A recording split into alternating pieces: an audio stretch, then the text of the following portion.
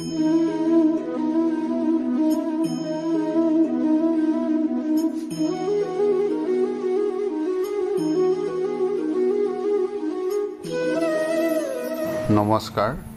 আজি অন্য এটা কাহিনী লৈ আপোনালোকৰ ওচৰলৈ আহিছোঁ। কাহিনীটো হৈছে হৰিচন্দ্ৰৰ উপাখ্যান। হৰিচন্দ্ৰৰ কি অৱস্থা হৈছিলে এই বিষয়ে অকণমান আমি জানিলে ভাল লাগিব। হৰিচন্দ্ৰ অপুত্ৰক আছিলে। হৰিচন্দ্ৰৰ পৰিবাৰ আছিলে শৈবা। গতিকে তেওঁলোক পুত্ৰহাৰা হৈ থকাৰ কাৰণে এদিন নাৰদ ঋষি আহি পেলাই তেওঁলোকক উপদেশ দিলে যে তোমালোকে বৰুণ দেৱতাক আমন্ত্ৰণ কৰি তেওঁক ভজনা কৰা। তাৰপিছতে হৰিচন্দ্ৰই বৰুণ দেৱতাক আমন্ত্ৰণ কৰিলে। আমন্ত্ৰণ কৰাত বৰুণ দেৱতাই সন্তুষ্ট হৈ এটি সন্তান দিয়ে। সেই সন্তানটোৰ নাম ৰোহিতাশ্য। হৰিচন্দ্ৰই বৰুণক যিখিনি প্ৰতিশ্ৰুতি দিছিলে এই প্ৰতিশ্ৰুতি ৰক্ষা কৰিব নোৱাৰাত ৰোহিতাশ্যক পলুৱাই পঠাই দিলে। তাৰপিছতে ইন্দ্ৰ দেৱতাই অৱশেষত ৰোহিতাশ্যই পিতাকৰ দুখ সহ্য কৰিব নোৱাৰি অজিগত্ৰ নামে এজন ব্ৰাহ্মণৰ পৰা এটা ল'ৰা সন্তান আনি হৰিচন্দ্ৰৰ পুত্ৰৰ নাম দেখুৱাই তেওঁ বৰুণ দেৱতাক দিয়ে। কিন্তু বৰুণ দেৱতাৰ দিয়াৰ পিছত সেই ল'ৰাটোৰ নাম ইন্দ্ৰই ৰাখিছিলে দেৱৰাত্ৰ। আৰু সেই ল'ৰাটো কিনি আনিছিলে ৰোহিতাশ্যই সেই ল'ৰাটোক কিনি আনিছিলে।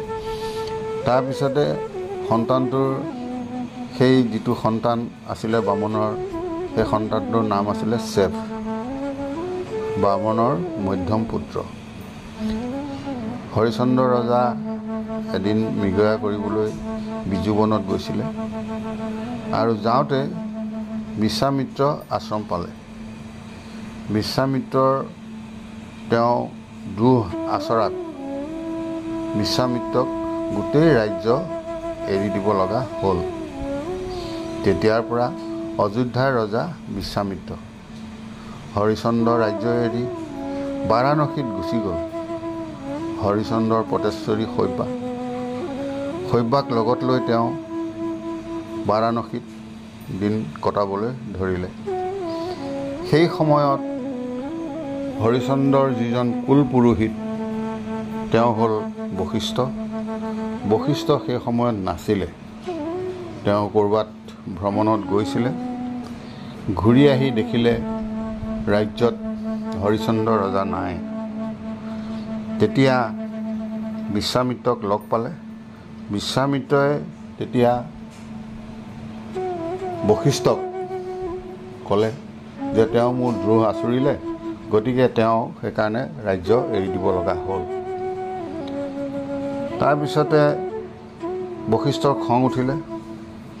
বশিষ্ঠৰ যেতিয়া খং উঠি তেতিয়া বিশ্বামিত্ৰক শাপ দিলে। কি বুলি শাপ দিলে? যে খৰালি চতক হ'বলৈ, তাৰমানে খৰালি চৰাই হ'বলৈ। তাৰপিছত বিশ্বামিত্ৰইও বশিষ্ঠক শাপ দিলে বগলী চৰাই হ'বলৈ। তেনে সময়তে দুয়োকে সাপাসাপি যেতিয়া কৰিলে, দুয়ো হ'ল আকৌ ব্ৰহ্মাৰ সন্তান। ব্ৰহ্মাই ইতিমধ্যে দেখা পাইছে, গম পাইছে। তেওঁ তৎক্ষণাত আহিলে। আহি পেলাই দুয়োকে বুজালে যে তোমালোকে এনেকৈ সাপাসাপি কিয় কৰিলা, এইটো তোমালোকৰ ভুল হ'ল। তাৰপিছতে দুয়োকে ব্ৰহ্মাই আহি মকামিলা কৰি দিলে আৰু সেই মৰ্মে বিশ্বামিত্ৰ খৰালি চতক আৰু বশিষ্ঠক বগলী হ'বলৈ দিলে। ৰোহিতৰ পুত্ৰ হৰিতৰ পুত্ৰ চম্পকৰ পুত্ৰ সুদেৱ বিজয়। গতিকে বিজয়ৰ পুত্ৰ হ'ল ভৰুকৰ পুত্ৰ বিক্কৰ। তেওঁ যজ্ঞ কৰিছিলে। সগৰৰ দুই ভাৰ্যা সুমতি আৰু কেশিনী। সগৰৰ যিটো যজ্ঞৰ ঘোঁৰা, এই ঘোঁৰাটো ইন্দ্ৰই মনে মনে লৈ গুচি গৈছিলে।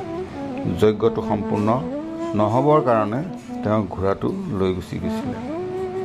নি পেলাই তেওঁ কি কৰিলে, কপিল মুনি আশ্ৰমত চুপে চাপে বান্ধি থৈ দিলে। তাৰপিছত সগৰৰ পুত্ৰ অংশুমান তেওঁ ঘোঁৰা বিচাৰি বিচাৰি গৈ তেওঁ কপিল মুনি আশ্ৰমত ঘোঁৰাটো পালে আৰু ঘোঁৰাটো লৈ আহিলে। আনি পেলাই যজ্ঞ সম্পূৰ্ণ কৰিলে। তাৰপিছত সগৰৰ যিটো বংশ আছিলে, অংশুমানৰ যিটো বংশ আছিলে, এই বংশটোক আকৌ ঋষিয়ে শাপ দি পেলাই সকলোবিলাককে শিল বনাই থৈছিলে। তাৰপিছত অংশুমানে ৰাজ্যভাৰ পুত্ৰ দিলীপক দি তেওঁ তপ কৰিবলৈ গুচি গ'ল।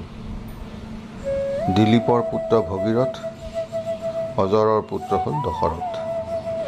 গতিকে তেওঁ তপস্যাত গৈ সিদ্ধি লাভ কৰিলে আৰু